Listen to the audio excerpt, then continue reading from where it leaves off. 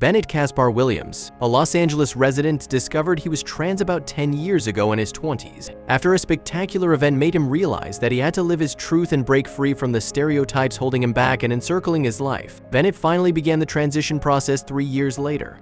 Just like most people who follow their heart and choose love, Bennett only began the transition process once he met his now husband Malik, who he married in 2019. He discovered that he could be the person he wanted to be and have it all without any obstacle or setback getting in the way of his happiness. Bennett already knew that he wanted to start a family with Malik, so beginning the transition was a process he was ready for, and nothing was going to stand in his way. Or at least, that's what he thought. Little did he know what was about to come was far from a path strewn with roses. 2 years after beginning hormone treatment, in the summer of 2015, Bennett underwent surgery to remove his breasts, with the procedure costing him $5,000. However, it was all worth it. He says it took the operation to make him realize how unhappy he was about having female breasts, and the entire process was really liberating. Bennett says he had this feeling that it was something that he needed to do. Bennett felt emancipated once he began transitioning. He had found love, and now he had finally found himself. After a lifetime of hiding his true self out of fear of what others might say, now he could rest assured that there was someone who loved him for who he was, no matter what. Bennett firmly says that he never had self-hatred for his female breasts, as some trans people sometimes do. He had no dysphoria about certain parts of his body, and still doesn't today. However, the main theme throughout the experience is how he could never have anticipated the relief he would have to find them gone. It felt like a huge weight was off his shoulders. He also said that his breast removal was the end of his surgical road when it came to transitioning, and that his bottom half was off the table. He felt liberated, and the surgery was like a confirmation that he could carry on with his life being who he had always known he would. The couple intended to start a family and began discussing their options before deciding to try the natural route. Bennett had to discontinue his testosterone hormone medication. Bennett's ovaries were able to function as a result of this. It was a necessary step about which Bennett, however, had some doubts. He wasn't 100% sure about it. The decision to carry and give birth was not a straightforward decision for Bennett. He knew it was a possibility that his body might achieve pregnancy, but it was something he battled with for a while. But that changed after a long thinking process when he learned to separate the function of his body from gender notions.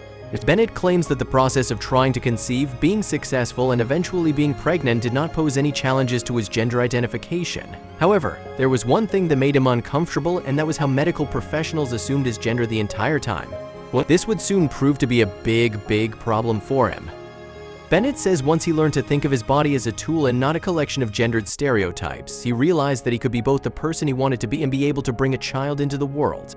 However, unfortunately, not many people understood that properly, and more than once, Bennett came across some people who kept proving their own ignorance. Since Bennett decided to take that leap to conceive naturally, the rest was up to his body to do what needed to be done. He says that no one could ever really know whether having children is possible until you try. However, it was his dream to have a baby, and he was willing to go all the way with it. Being born with a uterus does not give you the certainty that you will be able to conceive or carry a baby full term. He continued by saying that none of these things are universally true. However, he wasn't willing to give up. He wanted to give it a shot and try to conceive by any means necessary.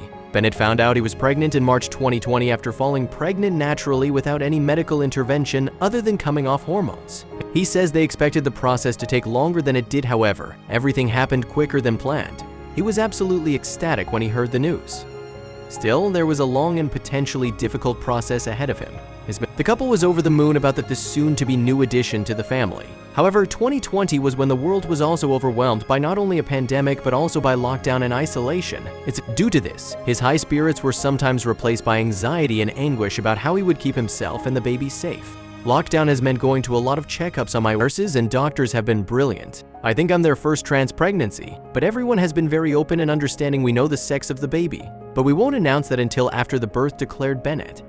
Once they're born, we will use the pronouns that correspond to their sex, but we will make it clear they don't have to accept those labels, Bennett concluded. Bennett discovered that he was pregnant a week before they went in lockdown, so the pressure of lockdown, pandemic, and safety made him nervous. However, everything turned out well in the end. Bennett and Malik welcomed their beautiful baby boy Hudson via cesarean section in October 2020. The couple was absolutely elated, but something else happened. While in the hospital, Bennett says he was constantly misgendered. Even though he had a beard and a flat chest, the nurses and medical staff could not be bothered with using the correct pronoun for him. This was quite a nuisance for Bennett. After all he'd gone through to accept that his body didn't necessarily have anything to do with his gender, it seemed like the hospital staff didn't care at all.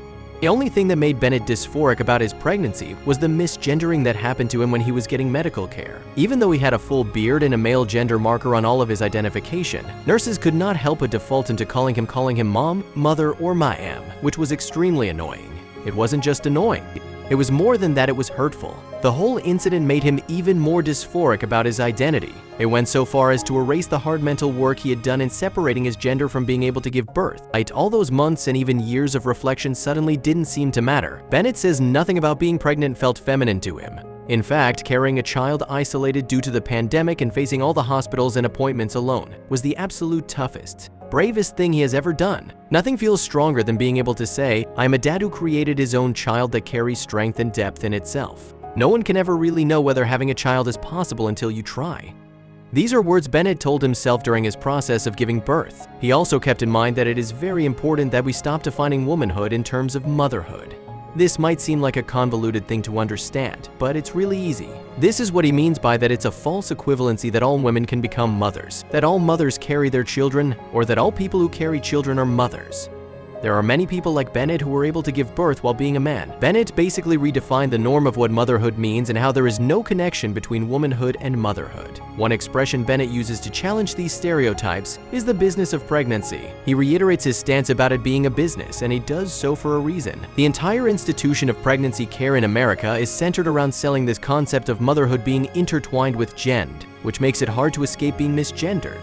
As shit as Bennett's experience with the medical staff misgendering him is what made him speak out against the prejudice most trans people receive on a daily basis, not only from medical staff, but from people in general. However, this event was only a minute setback that didn't tarnish the immense joy he felt about conceiving and giving birth. Bennett says the best thing about being a dad is seeing Hudson share his new discoveries daily. It is beautiful to see how unclouded children are by prejudice, he explained to the media. When he discovers he can do something new, he runs over to me shouting, "Dada, that is my best moment," he confesses, visibly moved. Bennett also adds, "Children are these amazing beings that don't see the world with the same bias and preconceptions as adults do." To his son Hudson, having two fathers is the most natural and normal thing in the world. Those are the two people who brought him to the world and who are going to be by his side throughout all of life's avenues.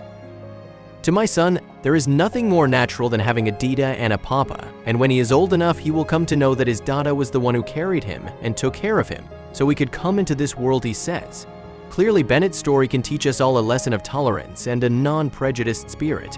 Like children see love, patience, and commitment. My son will no doubt accept that he came from me, just as he accepts all the other love and beauty around him with open arms, Bennett concludes. Those are the words of a Dida hoping only for the best for his son, not different from any other person that has brought a life to this world.